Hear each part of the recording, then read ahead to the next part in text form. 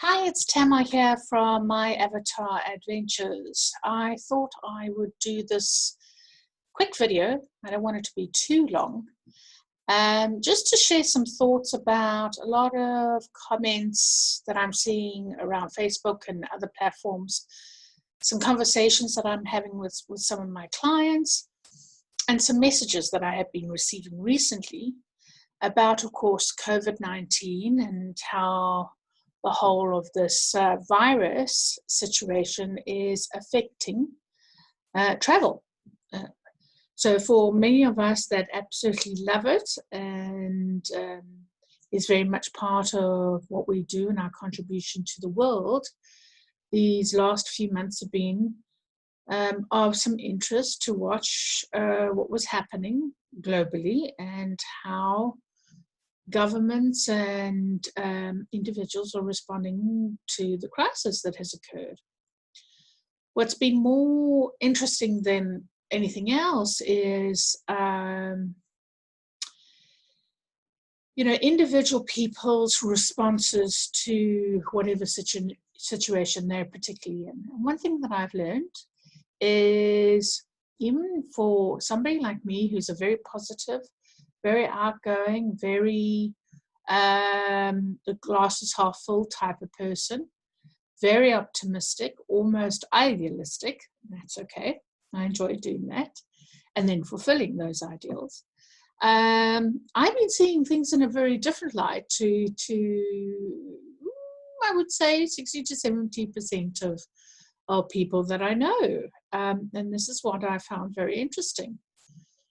For me, this shift in consciousness that has had to happen, that we've been forced to pay attention because we weren't listening before, gives us the opportunity to change the way that we view what we do in our lives and how we do those things and who tells us what to do and who we listen to, who we trust, especially in this age of mass information, almost a complete overwhelm of information that is unfortunately extremely contradictory.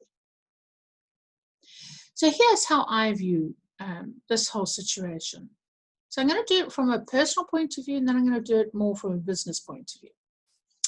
So from a personal point of view, to be honest, I won't have anybody tell me that I can or cannot leave my home, do or do not do certain things, when it isn't having an impact on anybody else. So, what I have seen are the constraints, the lockdown, the rules, trying to be very controlling and with good intention of minimizing the mass infection. However, we've almost become a nanny state here in Spain, and I'm sure that the rest of the world are feeling very similar.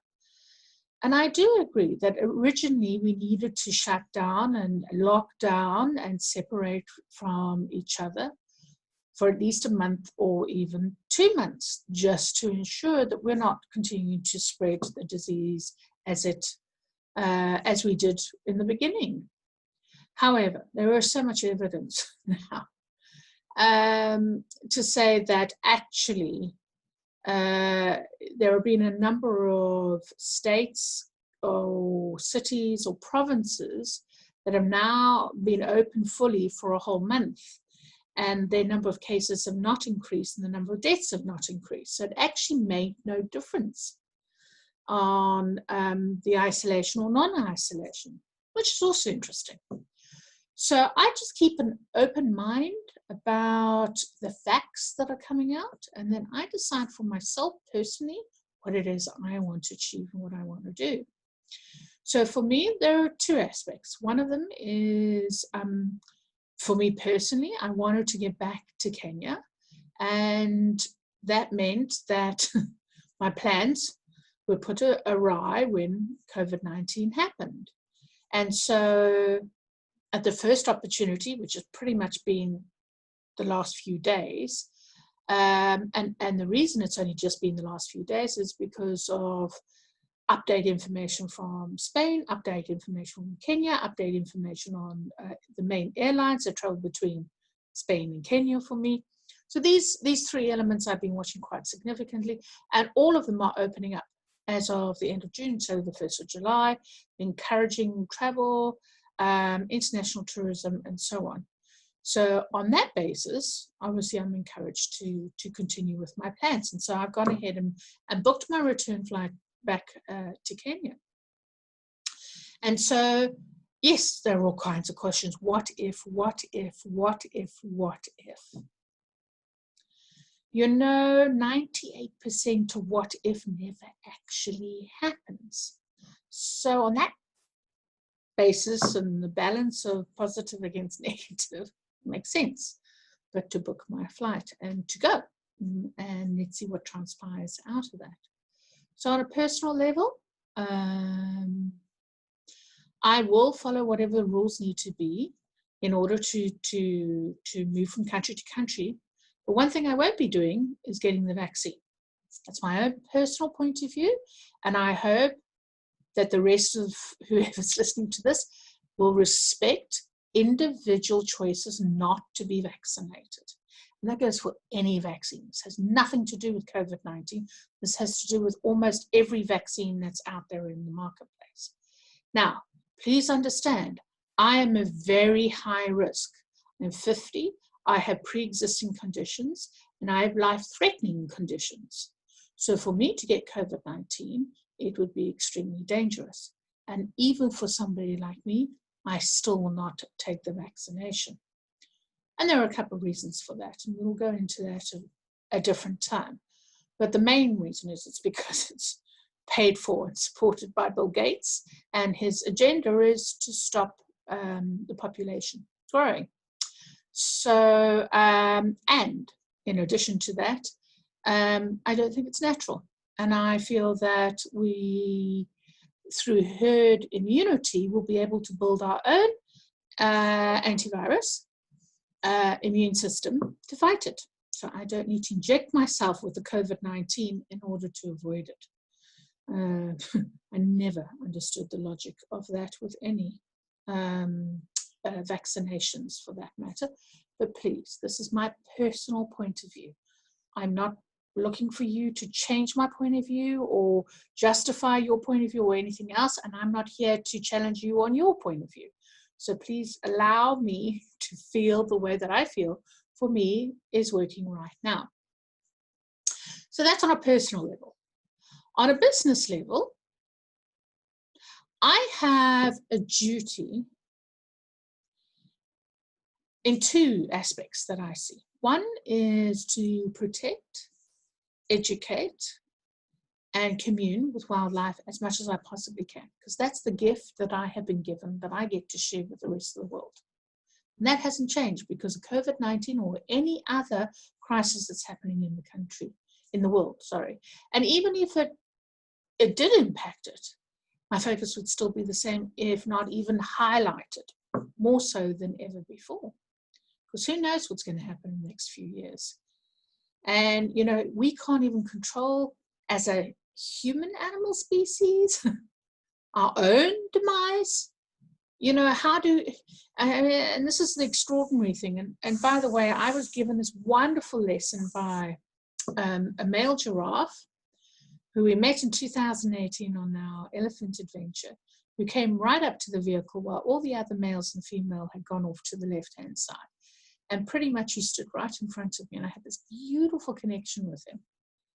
And his very simple message to me was, yes, we need your help and protection, but you have more of a problem because the way you treat your own animal species as human beings is so deplorable. That's my own word, by the way. That was my own interpretation of what he was saying, but how serious it was, that have a look at how we treat our own species will tell us how we treat other species. So why are we surprised that we are treating wildlife in the way that we are, or the plant life in the way that we are?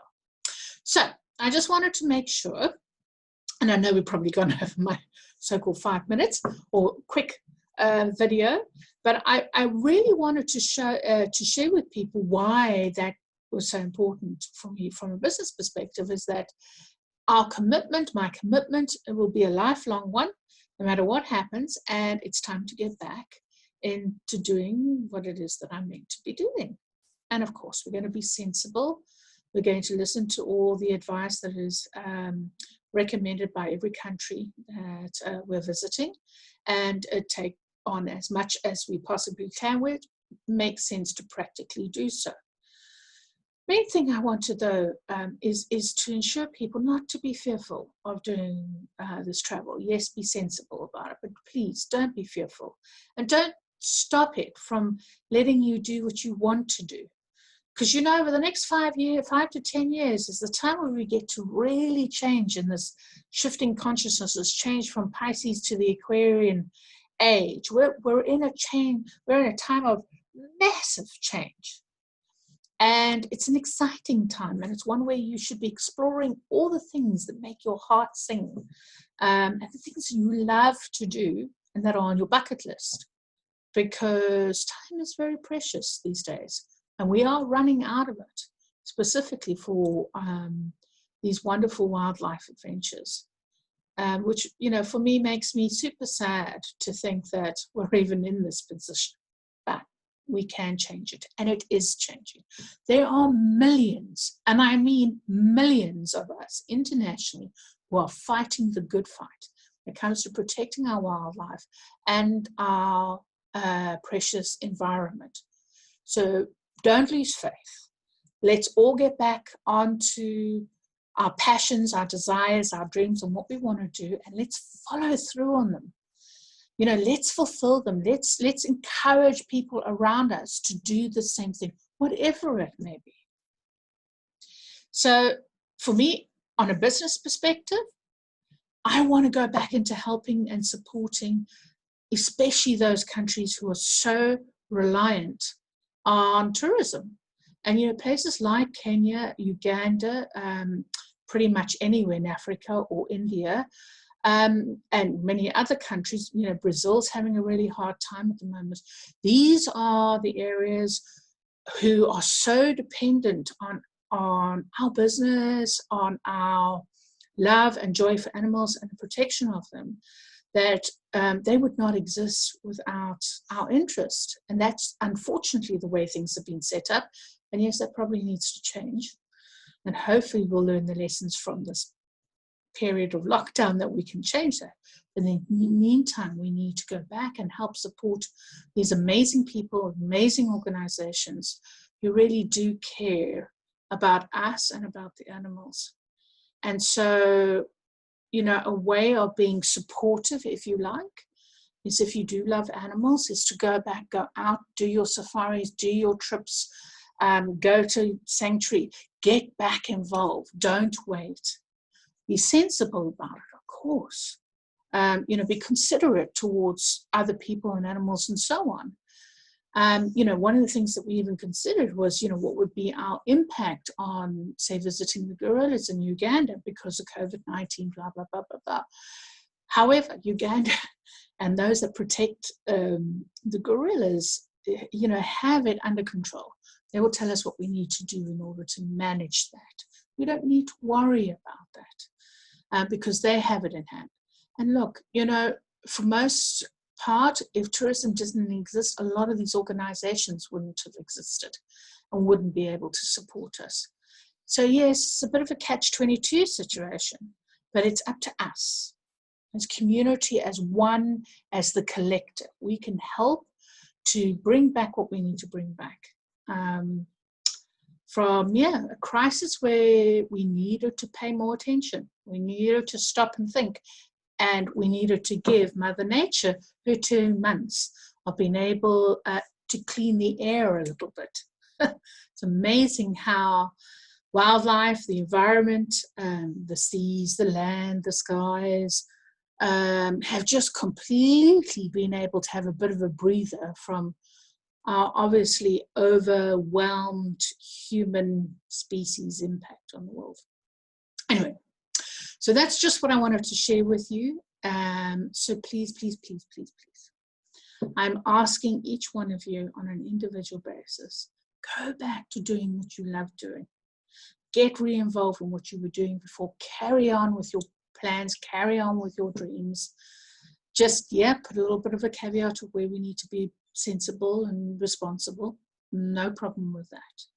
And I'm not discrediting the unfortunate deaths of over, what's it now? Nearly 200,000 people who've died internationally. And that's very sad. But it's no different to what normally happens actually in just one country in 1 year from the flu.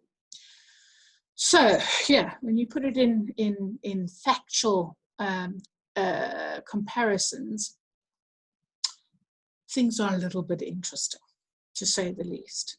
Anyway, I'm wishing you all the wonderful adventures going forward to be filled with incredible life-changing experiences. And even if you're not traveling, you can travel in your mind, you can use your imagination. You can always help different projects online, and there are so many. Obviously, you need to follow your heart with those that you wish to support. So there are many things that we can do. You can follow Wild Earth or Safari Live, which is an online opportunity for you to do game drives on a daily basis. I tend to tap into that at least 3 or 4 times a week because it gives me the opportunity to feel like I'm on a game drive without having to physically be there. But of course, nothing's better than the first-hand experience. Anyway, sending you lots of love, hoping that whatever your plans are for the rest of the year are going to be exciting and challenging, but that we find a deeper level of love, appreciation, compassion, working together, becoming one. Sending you lots of love, and hope to see you either on one of our adventures, or if you want to have a conversation, please get in touch, as I'm always open, no matter where you are in the world, to having great conversations about ways that we can help the planet and help ourselves. So take care of yourself, sending you lots of love, and remember, don't give up.